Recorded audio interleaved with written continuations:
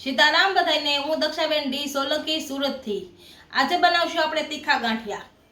તો એને માટે લીધો છે આ શેણાનો લોટ, બેસન જે આવે છે પડીકામાં એ, અને આ કશ્મીરી મરચું, આ મીઠું, અને આ તીખું મરચું, અને છોડા ખાર. તેલ લેશું ને પાણી. તો આપણે પહેલાં તેલ મૂકી દઈશું, એટલે ધીમું ધીમું તેલ થાય તો આપણો લોટ બંધાઈ જાય.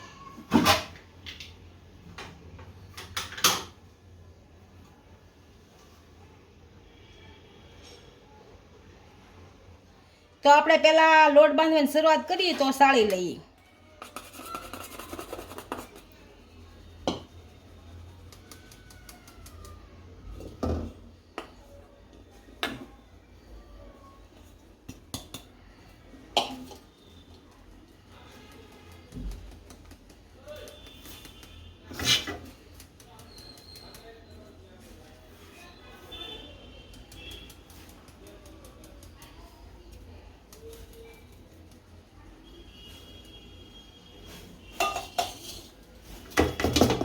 હવે આ મરચું નાખશું, તીખું મરચું જે લીધું હતું એ, આ કશ્મીરી મરચું કલર માટે,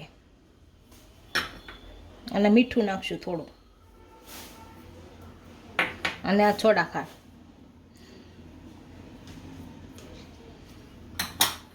અને થોડુંક તેલ નાખશું,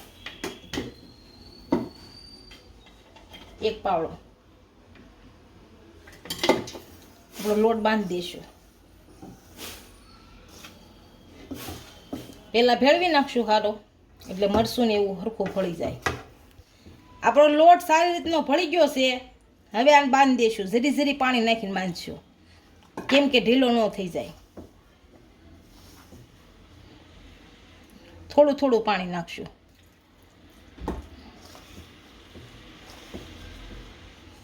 ચણાનો લોટ શીકણો હોય એટલે હાથે બહુ સોંટે વધારે.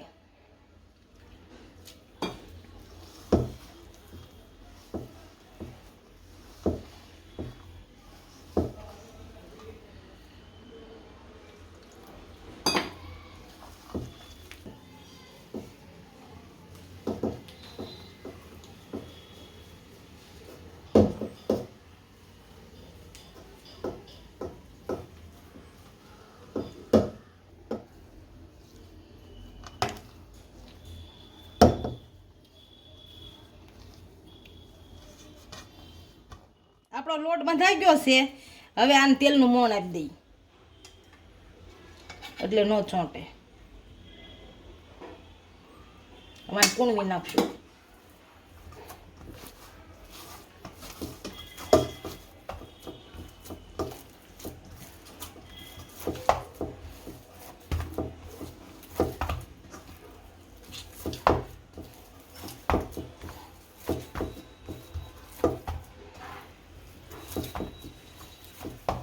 હવે મશીનમાં ભરશું. આ કૂણવાઈ ગયો છે. મેં આ રીતનું મશીન લીધું છે. આ ચકડી પહેલાં આને આપણે તેલવાળી કરશું.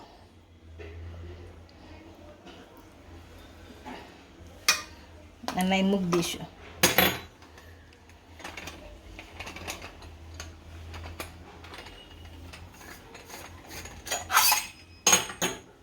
આ મશીનને તેલવાળું બને.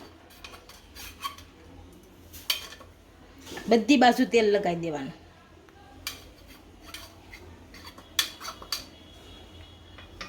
અને હવે સકડી લગાવી દઈશું.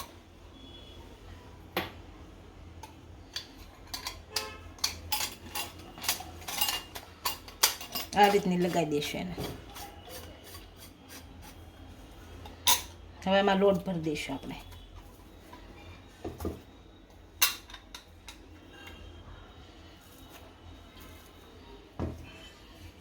અને આપણે બંધ કરી મૂકી દઈએ. આ રીતનું ઢાંકણ નીચે કરી નાખશું અને ફિટ કરી દઈશું.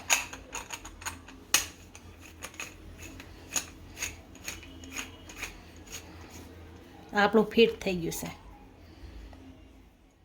આપણું તેલ આવી ગયું છે. હવે આને પાડી નાખીએ આમાં.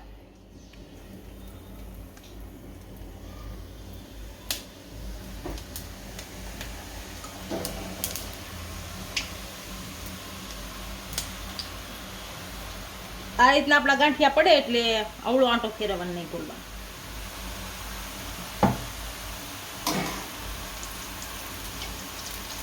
એક બાજુ તળાઈ જાય એટલે ફેરવી નાખવાના, હળવું ગોળ ફેરવવાના.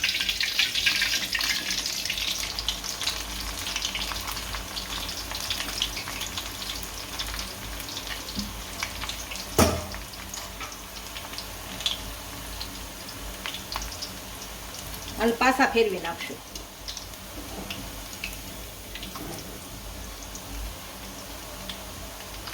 હવે કાઢી લેશું, તળાઈ ગયા છે.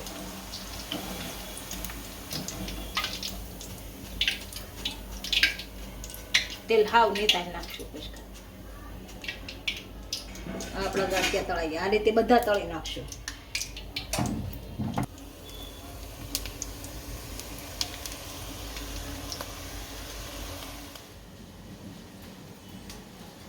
આપણે 2 થી 3 વાર આ ગાંઠિયા પડ્યા આમાં એક મશીનમાં.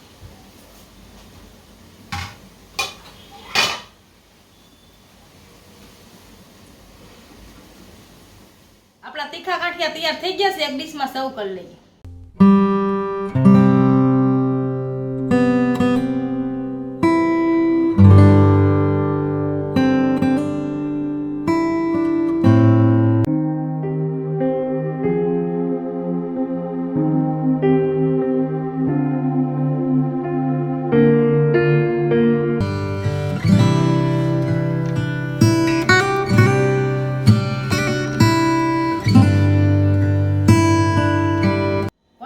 કહેજો વિડીયો કેવો લાગ્યો. જો વિડીયો ગમ્યો હોય તો લાઈક, શેર અને સબસ્ક્રાઇબ કરી દેજો. મળીએ નવા વિડીયો સાથે.